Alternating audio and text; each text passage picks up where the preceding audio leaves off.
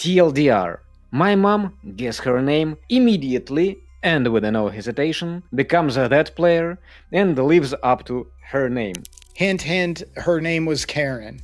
Hint, hint, we disagree with the OP. All right, we got another one, don't we? Yes. It is called... it is from... Oh, shit. Bats and Cats and Pumpkins. Oh, Bats and Cats and Pumpkins. Oh, that's a good name. I like it. A Halloween fan, I'm sure. This is a good nickname for a horror story. That time, I set up a one-shot for my mom, and she lived up to her name. Ooh. Uh-oh, she mommed this one-shot. I can't wait to hear how this is going to come out.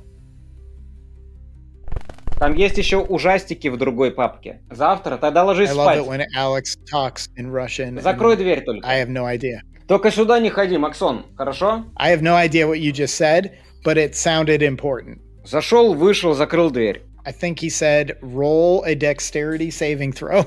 He is going to roll constitution saving throw if he doesn't go to the bed. Oh, I forgot what time it is for you. It's late. They should be in bed. Yes, it is 10:30 p.m. 6 years old kiddo should have been in his bed, not running around. By 10:20? Yes. Wow. I'm in bed by 10:20 if I don't have a game at night. All right, so I've been playing TTRPGs on and off since I was in high school. So I'm pretty passionate about RPGs, and as a grad student, they're my only regular entertainment. I get that, right? Mine too. Yeah. A few months ago, I moved back in with my parents to save money while in school and help my mom to care for my dad, who has started to show early signs of dementia. My mom loves games, but likely more the old school board game. She hosts a monthly game night that I've never been to. I'm always with my partner on those nights. I explained D&D to her years ago, and she's been intrigued ever since. I also introduced to her 2 or 3 of my current group, and she really likes them. Since I have moved back, she's asked a few questions and made several comments expressing an interest in playing sometime. Whoa. Right? That's a DM's dream, right? People ask you questions about D&D. I think so. You go out, you meet somebody, and they see your t-shirt or something, and they say, oh, you play D&D, and then they're interested. You immediately want to tell them all about it. Right? If they have at least an idea of what it is, because if they don't, they what is D&D? What does it stand for? Dildos and something else? Dungeons. The dungeons is still accurate. The dungeons and dildos. Yeah, whole different game though. And you're like, no, dude, I'm not explaining it from the bottom. Rock. If you didn't know what D&D is, you're probably not going to be interested in this. I might invite him to a game and just have him watch, or sit in with someone that can kind of explain the game as it's being played. That might be easier to understand. A few months ago, the stars aligned and I decided to set up a 5e one-shot for her. 4 of us from my monthly game decided to get together to make this happen. One of my friends chose to be the DM. His wife was a warlock. I brought my favorite sorcerer. My partner brought his barbarian. And after asking my mom some pointed questions, I made her a College of Whispers bard, high elf. All right, so College of Whispers is kind of like mental stuff. Oh my god. Getting your mom playing bard is not the best thing because of those spells, first of all. Yeah, that's otherwise a very tough class to play. I'm not sure that I'm ready to play bard. This is role play heavy and spell heavy. It's kind of difficult class to spell. I would have probably said fighter, druid, cleric, something like that, a little easier. Even clerics, they can be difficult because it's kind of all on their back if your party's out getting beat up. Cleric is pretty tough too. But rogue, why not rogue? Everybody loves rogues. Hide and shoot, sneak attack. Right. just be behind him and you're good. Yeah. You're doing the most damage from all the party while doing nothing. So we picked Volo's Guide to Getting Murdered. a one-shot where the characters were level 5 and the plot revolves around a mystery. So they were really excited. My mom loves games and mystery genre books, so he really patterned this to make the most of it for his mom. He's really trying to set her up to love D&D, right? Yep. So game day shows up. We gave ourselves about 4 hours to play. My friend's partner and I had reservations at a restaurant after that. So we settled in for the game. For anyone who knows what's VGTGM. I have no idea. That's a kind of... I don't know. Oh, it's the name of the Volo's Guide to Getting Murdered. Is it a system? It's the one shot. Ah, okay. Anybody who knows this module or one shot, you will know the players start with invitations to a party in a tower, avoiding too many spoilers. The 3 of us PCs waited for my mom to make the first move, and the first move she did make. The way he says that, it doesn't sound good. A guard asked if her character was there for the party, and her character immediately took on a snooty and elitist attitude. She turned into a Karen immediately. Let me see your manager.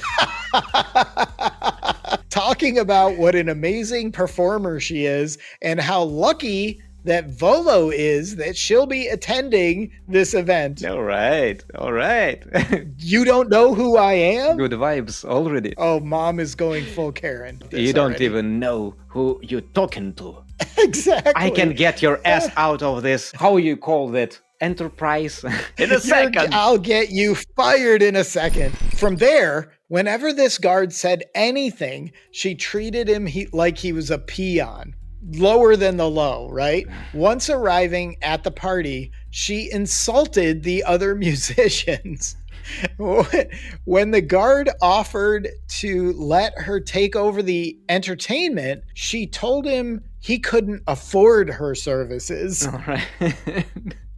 She is playing this up. This is pretty good. Why not? I like it. Yeah, she goes. This is a one shot. We'll see where it goes, but so far I don't see anything bad. I like it. If she is, if she is like that in real life, then there is. Maybe she's a little bit of a Karen in real life, and she's just channeling it into the game. Don't like the Karens in real life. It's the worst. Okay, so when the characters were introduced, she treated mine, her own son, I assume, like a simpleton. The warlock, she treated like a puppy. Oh my God. And the barbarian, she treated like an afterthought. So she's Karening the whole group. If she doesn't become the main hero, then she can Karen whoever she wants, I guess. I think she might be the BBEG. All right, BBEG Karen. This game was purposely made to revolve around her, and she is living in it. She's all about this being revolving around her. I'm not sure that I would enjoy a game which would revolve around me. You like to be in the background and then just surprise everybody with your one-liners and your callbacks. And after she kind of ridiculed the whole party, she tried sowing political drama among the partygoers before the mystery even began. It was absolutely wild. The DM played all of this with a straight face, but I, the writer, the son, was laughing nervously. She was constantly making persuasion, intimidation, and charisma checks, and we hadn't even really started. Oh my God. At least she didn't try to snooze. It would be awkward. Oh, could you imagine? No. Your mom is seducing everybody at the party while you're playing in the same game? Oh, I would hate it. I would have to leave the room. Every time she had a choice to make, she would say, well, I can do whatever I want. It's just a game, and make the most horrifyingly Karen or war crimes adjacent choice that was possible. This wasn't for laughs. She was just playing how she genuinely wanted to play. Mom's got a little murder hobo in her. Well, all right. Yeah. All right. That's a style. One of two things might be happening here, right? Either mom is really like this in real life and she's just playing herself, or she's the opposite and she's trying to get out some anger through the character. That's what I thought. I'm going to bet on that one. Yeah. Isn't this why we play role-playing games? 100%. Because we are Yeah. not like that in real life, so weird. What will life look like if I was this person? And I will live life like him. When I was young, when I first started playing, all my characters were me, or who I thought I wanted to be, or something like that. But now, as an adult, as I got older, I want to be as far from me as possible. I want escape. And I think that's probably what she's doing too. So with an hour and a half to go in this game, the DM is rushing us through the mystery because they've spent so much time developing her character at the beginning. He rushed them right through until they were confronting the presumable murderer. My partner and I immediately started combat just to end the uncomfortable situation.